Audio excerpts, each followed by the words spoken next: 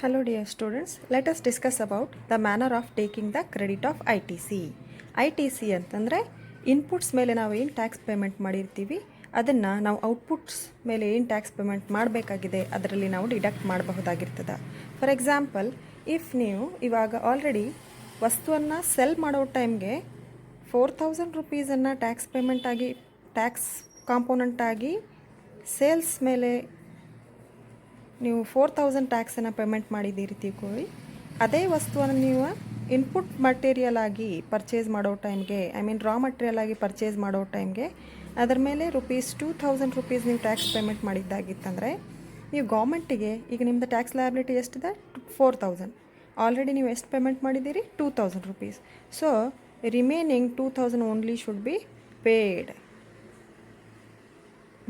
By the trader to the government. So in case ಈ input ಟ್ಯಾಕ್ಸ್ನ ಹೆಚ್ಚಿದ್ದಾಗ, ಯಾವಾಗ ಪರ್ಚೇಸ್ ಆಫ್ ರಾ ಮಟೀರಿಯಲ್ಸ್ ಮೇಲೆ ನಾವು ಟ್ಯಾಕ್ಸನ್ನು ಹೆಚ್ಚು ಪೇಮೆಂಟ್ ಮಾಡಿದಾಗ ಏನಾಗುತ್ತಂದರೆ, for example, if you have paid tax of ₹2000 on sales of material, output ಪ್ರಾಡಕ್ಟನ್ನು ಮಾರಿದಾಗ ₹2000 ನೀವು ಟ್ಯಾಕ್ಸನ್ನು ಪೇಮೆಂಟ್ ಮಾಡಿರ್ತೀರಿ. ಅದೇ ವಸ್ತುವನ್ನು ನೀವು ಪರ್ಚೇಸ್ ಮಾಡೋ ಟೈಮ್ಗೆ ಇನ್ಪುಟ್ ರೂಪದಲ್ಲಿ ಪರ್ಚೇಸ್ ಮಾಡೋ ಟೈಮ್ಗೆ ತಿಳ್ಕೊಳ್ಳಿ, ಫಾರ್ ಎಕ್ಸಾಂಪಲ್ ₹4000 ನೀವು ಟ್ಯಾಕ್ಸ್ ರೂಪದಲ್ಲಿ ಪೇಮೆಂಟ್ ಮಾಡಿದಾಗ ಈ ₹2000 ಏನಾಗುತ್ತೆ, ನೀವು ಎಕ್ಸೆಸ್ ಟ್ಯಾಕ್ಸ್ ಪೇಮೆಂಟ್ ಮಾಡಿದ್ದೀರಿ. ಎಕ್ಸೆಸ್ ಅಂತಂದರೆ ಅವಶ್ಯಕತೆ ಇರೋಗಿಂತನೂ ₹2000 ನೀವು ಹೆಚ್ಚು ಪೇಮೆಂಟ್ ಮಾಡಿದ್ದೀರಿ. ಈ ಅಮೌಂಟ್ ಏನಾಗುತ್ತೆ ಅಂತಂದರೆ ಗೌರ್ಮೆಂಟ್ ಅಕೌಂಟಲ್ಲಿ CGST, SGST or UTGST or IGST ಅಕೌಂಟ್ನಲ್ಲಿ ಕ್ರೆಡಿಟ್ ಆಗಿರುತ್ತೆ. ಎಕ್ಸೆಸ್ ಇನ್ಪುಟ್ ಟ್ಯಾಕ್ಸ್ ಕ್ರೆಡಿಟ್ ಏನಾಗುತ್ತೆ, ಕ್ರೆಡಿಟ್ ಆಗಿರುತ್ತೆ. ಆ ಕ್ರೆಡಿಟ್ ಆಫ್ ಇನ್ಪುಟ್ ಟ್ಯಾಕ್ಸ್ ಕ್ರೆಡಿಟನ್ನು ನೀವೇನು ಮಾಡಬಹುದು, for the payment of other output taxes ನೀವೇನು ಮಾಡ್ಕೋಬಹುದು, ಯುಟಿಲೈಸ್ ಮಾಡ್ಕೋಬಹುದು. So there are various output taxes are available. For example, IGSTಯನ್ನು ನಾವು ಯೂಸ್ ಮಾಡ್ತೀವಿ ರೀ. IGST ಅದಕ್ಕೆ ಯೂಸ್ ಮಾಡ್ತೀವಿ for payment of state supplies. SGST ಅದಕ್ಕೆ ಯೂಸ್ ಮಾಡ್ತೀವಿ ಇಂಟ್ರಾ ಸ್ಟೇಟ್ ಸಪ್ಲೈ. CGST ಮತ್ತು SGSTಯನ್ನು ನಾವು ಇಂಟ್ರಾ ಸ್ಟೇಟ್ ಸಪ್ಲೈಸನ್ನು ಮಾಡಲಿಕ್ಕೆ ನಾವು ಯೂಸ್ ಮಾಡ್ತೀವಿ. ಅದೇ UTGST ಮತ್ತು CGSTಯನ್ನು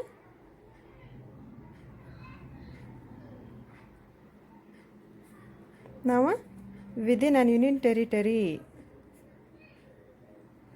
from one state to one union territory ನಾವು ಪೇಮೆಂಟ್ ಮಾಡಲಿಕ್ಕೆ ನಾವೇನು ಮಾಡ್ತೀವಿ, or for within a union territory ನಾವು ಸಪ್ಲೈಸ್ ಮಾಡಲಿಕ್ಕೆ ನಾವು CGST ಮತ್ತು UTGSTಯನ್ನು ನಾವು ಪೇಮೆಂಟ್ ಮಾಡಬೇಕಾಗಿರುತ್ತೆ. ಸೊ ಇನ್ ಕೇಸ್ ನೀವು ಔಟ್ಪುಟ್ ಟ್ಯಾಕ್ಸನ್ನು ಕಡಿಮೆ ಪೇಮೆಂಟ್ ಮಾಡಿದ್ದೀರಿ ಮತ್ತು ಇನ್ಪುಟ್ ಟ್ಯಾಕ್ಸನ್ನು ಹೆಚ್ಚು ಪೇಮೆಂಟ್ ಮಾಡಿದಾಗ ಅದರ ಎಕ್ಸೆಸ್ ಅಮೌಂಟ್ ಏನಾಗುತ್ತೆ, ಕ್ರೆಡಿಟ್ ಆಫ್ ITC ಅಂತ ಕರಿತೀವಿ. ಈ ಕ್ರೆಡಿಟ್ ಆಫ್ ITCಯನ್ನು ನಾವು ಹೇಗೆ ಅವೇಲ್ ಮಾಡ್ಬೋದು ಅಂತಂದರೆ, ಇನ್ ಕೇಸ್ ನಾವು ಇನ್ನೂ ಬೇರೆ ಯಾವುದಾದ್ರೂ ಔಟ್ಪುಟ್ ಟ್ಯಾಕ್ಸನ್ನು ಪೇಮೆಂಟ್ ಮಾಡೋದಾಗಿತ್ತಂದರೆ ಅದನ್ನು ಈ ಅಮೌಂಟಿಂದ ಯುಟಿಲೈಸ್ ಮಾಡ್ಕೋಬಹುದಾಗಿರ್ತದೆ. ಅದನ್ನೇ ನಾವೇನಂತೀವಿ ಅಂತಂದರೆ manner of taking the credit of ITC. ಈ ಕ್ರೆಡಿಟ್ ಆಫ್ ITCಯನ್ನು under section 49 of 5 of CGST act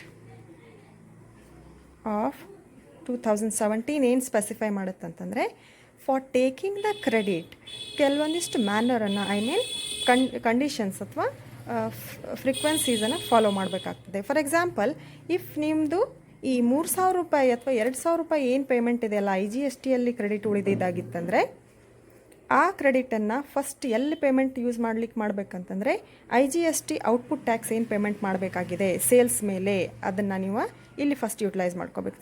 ಸರಿಯಾಗಿ ತಿಳ್ಕೋರು. ಫಾರ್ ಎಕ್ಸಾಂಪಲ್, ₹1000 ನಿಮ್ಮದು ಔಟ್ಪುಟ್ ಟ್ಯಾಕ್ಸ್ ಲಯಬಿಲಿಟಿ ಇದೆ.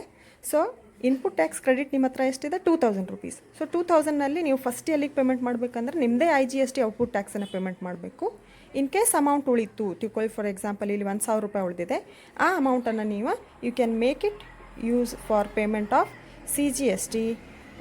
ಸೇ ಫಾರ್ ಎಕ್ಸಾಂಪಲ್ ₹500 ನೀವು ಇಲ್ಲಿ ಪೇಮೆಂಟ್ ಮಾಡಿದ್ದಾಗಿತ್ತಂದರೆ ಇನ್ನೂ 500 ಉಳಿದಿದೆ ಇದ್ದರೆ 500 ನೀವು SGST ಆರ್ UTGST ಪೇಮೆಂಟ್ ಮಾಡ್ಬೋದು.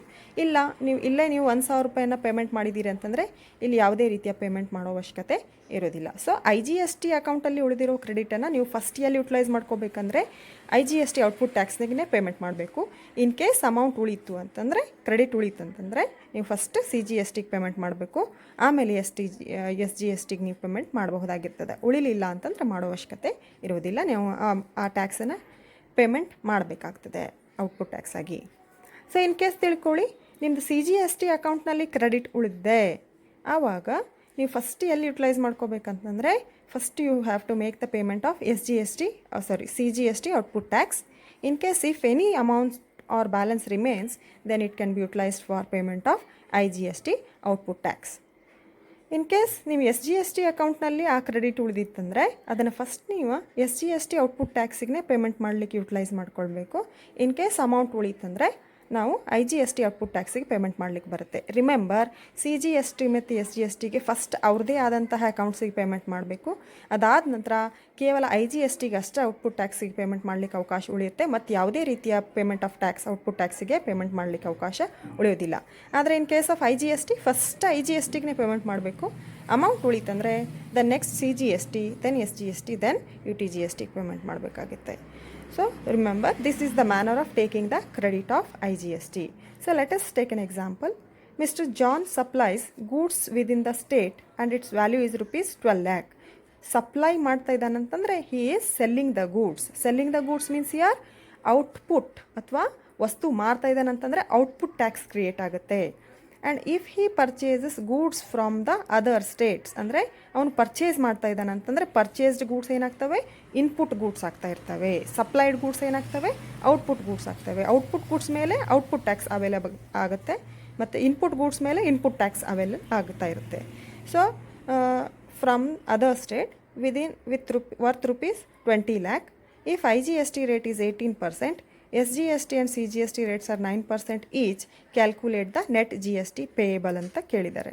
So net GST payable calculate ಮಾಡಬೇಕಾದ್ರೆ ಫಸ್ಟ್ ಔಟ್ಪುಟ್ ಟ್ಯಾಕ್ಸ್ ಎಷ್ಟಾಗುತ್ತೆ ಅನ್ನೋದು ಕ್ಯಾಲ್ಕುಲೇಟ್ ಮಾಡಬೇಕು, ಅದರಲ್ಲಿ ಇನ್ಪುಟ್ ಟ್ಯಾಕ್ಸ್ ಎಷ್ಟಾಗುತ್ತೆ ಅಂತ ಕ್ಯಾಲ್ಕುಲೇಟ್ ಮಾಡಬೇಕು, ಮತ್ತು ಏನು ಕ್ರೆಡಿಟ್ ಉಳಿಯುತ್ತೆ ಯಾವುದೇ ಅಕೌಂಟ್ನಲ್ಲಿ ITC ಕ್ರೆಡಿಟ್ ಉಳಿದ್ರೆ ಅದನ್ನು ಯುಟಿಲೈಸ್ ಮಾಡ್ಕೊಂಡ ನಂತರ ಏನು ಅಮೌಂಟ್ ಬರುತ್ತೆ ಅದನ್ನು ನೆಟ್ GST ಪೇಯಬಲ್ ಅಂತ ಕರಿತಾ ಇರ್ತೀವಿ. ಸೊ ಇಲ್ಲಿ mister John supplied goods within the state means ಯಾರು ಔಟ್ಪುಟ್ ಆಯಿತು. So output tax liability first we shall calculate.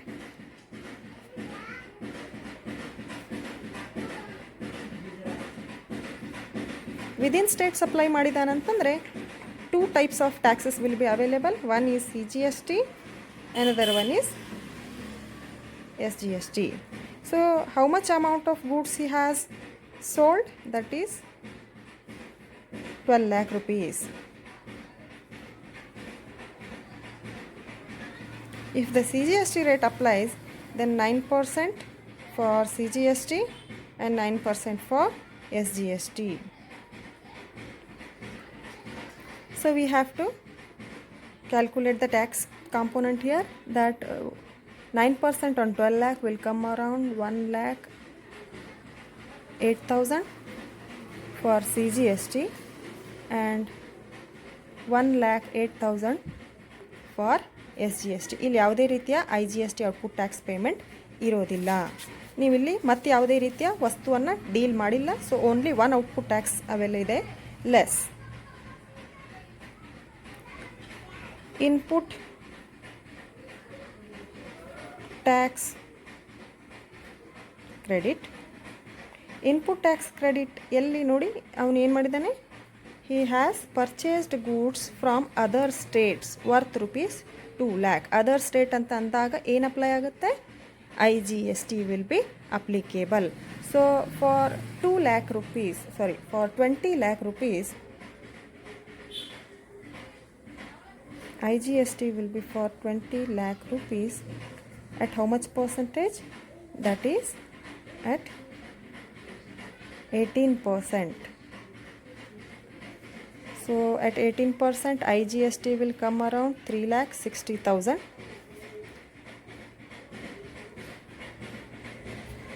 So see here, ಈ ಕ್ರೆಡಿಟ್ ಆಫ್ IGSTಯನ್ನು ನಾವು ಎಲ್ಲಿ ಯೂಸ್ ಮಾಡ್ಕೋಬಹುದು, first we shawl make the payment of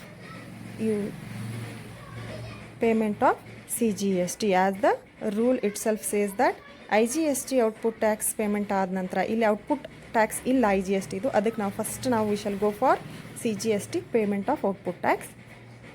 so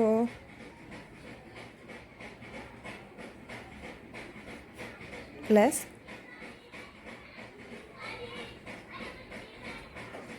credit of IGST utilized for CGST, that is CGST tax liability ಎಷ್ಟಿದೆ output tax 1,08,000. So from 3,60,000 output tax of CGST will be paid if any amount remains. 3,60,000 ಅಲ್ಲಿ 1,08,000 payment ಮಾಡಿದ್ದಾಗ ಇನ್ನೂ ಎಷ್ಟು ಉಳಿಯುತ್ತೆ ಅಂತಂದರೆ ಇನ್ನೂ amount ಉಳಿದಿರುತ್ತೆ. ಅದಕ್ಕೆ ನಾವೇನು ಮಾಡೋಣ, we shall make the payment of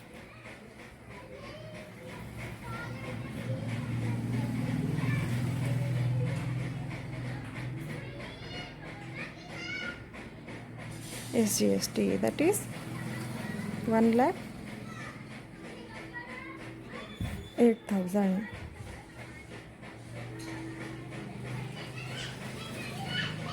So see here,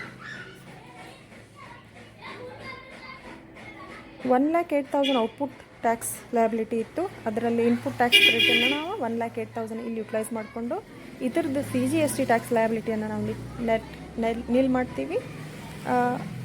1,08,000 of SGST ಲಯಬಿಲಿಟಿಯನ್ನು by paying the credit of IGSTಯನ್ನು ಯುಟಿಲೈಸ್ ಮಾಡ್ಕೊಂಡು ನಾವು 1,08,000 ಪೇಮೆಂಟ್ ಮಾಡಿಕೊಂಡು ನೆಟ್ ಟ್ಯಾಕ್ಸ್ ಪೇಯಬಲ್ ಅನ್ನೋ ಅಮೌಂಟನ್ನು ನಾವು ನಿಲ್ ಮಾಡ್ತೀವಿ. So after paying 1,08,000 and 1,08,000,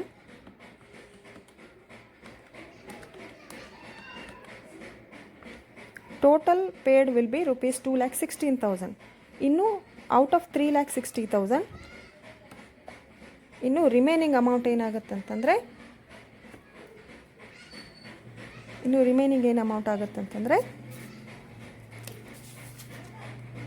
this balance of credit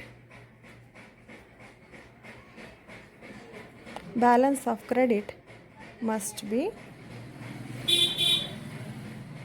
refunded. ಎಷ್ಟು ಬ್ಯಾಲೆನ್ಸ್ ಉಳಿಯುತ್ತೆ ಅಂತಂದರೆ 1,44,000. So like this, see here, first we have to calculate the output tax liability. ಅದು ಯಾವ ಸ್ಟೇಟ್ದಿಂದ ಯಾವ ಸ್ಟೇಟಿಗೆ ನೀವು ವಸ್ತು ಸಪ್ಲೈ ಮಾಡಿದ್ದೀರ ಅನ್ನೋದ್ರ ಬೇಸಿಸ್ ಮೇಲೆ ಆಗುತ್ತೆ. ಇಲ್ಲಿ ವಿದಿನ್ ಸ್ಟೇಟ್ ಮಾಡಿರೋದ್ರಿಂದ CGST ಮತ್ತು SGST ಅಪ್ಲೈ ಆಗುತ್ತೆ. ಮತ್ತು ಅವನು ಇನ್ಪುಟ್ ಇದ್ದಿದ್ದ ಫ್ರಮ್ ಅದರ್ ಸ್ಟೇಟ್ ಮಾಡಿದಾನಂತಂದರೆ only IGST will be applicable. So this IGST ಕ್ರೆಡಿಟನ್ನು ನಾವೇನು ಮಾಡ್ತೀವಿ ಅಂತಂದರೆ first we utilise it for payment of IGST. ಇಲ್ಲಿ ಯಾವುದೇ ರೀತಿ IGST ಔಟ್ಪುಟ್ ಟ್ಯಾಕ್ಸ್ ಇಲ್ಲ ಅನ್ನೋ ಕಾರಣಕ್ಕಾಗಿ first we shawl make the payment of CGST and next if any amount remains we shall make the payment of SGST. ಇನ್ನೂ amount ಉಳಿದಿತ್ತಂದರೆ ನಾವೇನು ಮಾಡ್ಬೋದು ಅಂತಂದರೆ ನಾವು ಇದನ್ನು ಕ್ಯಾರಿ ಫಾರ್ವರ್ಡ್ನೂ ಮಾಡಬಹುದು ಅಥವಾ ಈ ಅಮೌಂಟನ್ನು ನಾವು ಆ ಟ್ರೇಡರ್ಗೆ ರಿಫಂಡ್ನು ಮಾಡಬಹುದಾಗಿರ್ತದೆ.